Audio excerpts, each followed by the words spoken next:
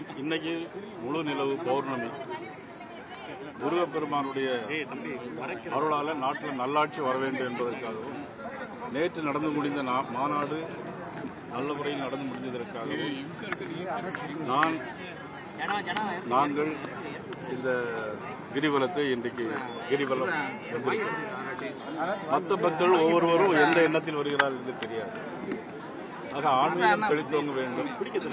ஆன்மீகத்திற்கு எதிராக இருப்பவர்கள், சனாதன தர்மத்திற்கு எதிராக இருப்பவர்கள் ஆட்சிகள் அகற்றப்பட வேண்டும் என்பதற்காகவும் இந்த கிரிவலம். அது மட்டும் இல்லை, தீபம் ஏற்ற வேண்டும். நீதிமன்ற தீர்ப்பை இந்த அரசாங்கம் மதிக்க வேண்டும். இந்த அரசாங்கத்தின் நிலைமைகள் மக்களுக்கு தெரிய வேண்டும் என்பதற்காக எழுச்சியா மக்கள் அரோகரா கோஷம் முழங்க வர்றாங்க. ஒரு பக்கம் வேலை கொண்டுட்டு வர்றாங்க, ஆட்டம் ஆடி சந்தோஷமா வர்றாங்க. இந்த பௌர்ணமி எதுவும் இந்த தருணம் நீங்களும் கலந்துருக்கீங்க. முதல் பிரதமர் நேற்று தரிசனம் பண்ணிட்டு போயிருக்காரு. சாஷ்டாங்கமா முருகன் முன்னாடி தரிசனம் பண்ணிட்டு போயிருக்காரு.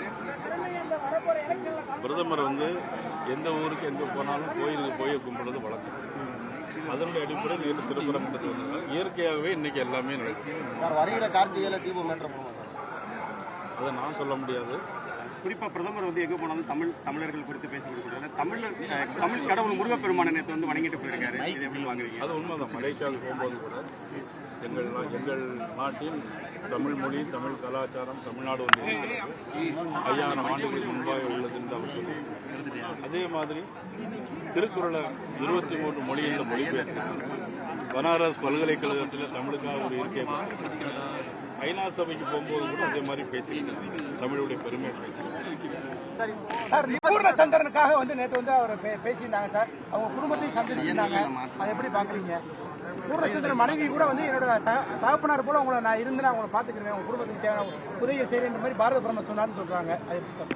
இந்த நாட்டில் உள்ள ஒவ்வொருவருக்கும் தகப்பனார் மாதிரி இருந்தால் செயல்பட்டு வருகிறது. அந்த வகையில் பூர்ணச்சந்திரனுக்கு அவர்கள் சந்தித்த போது அவர்களுக்கு ஆறுதல் கூறியிருக்கிறார். எங்களை பொறுத்த மட்டிலும் மத்திய அரசோ மாநில அரசோ அவர்களுக்கு ஒரு வேலை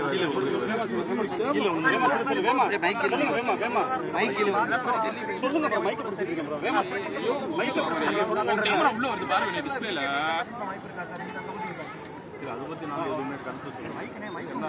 இதுல ஏற்கனவே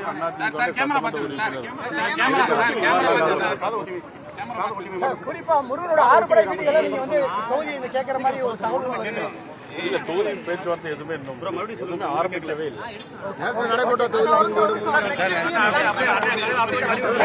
அடுத்த 11ஆம் தேதி திருச்சியில மாலை 4 மணிக்கெல்லாம் இதே மாதிரி மிகப்பெரிய மாநாடு நடைபெறும். அது தேசிய ஜனநாயக கூட்டணி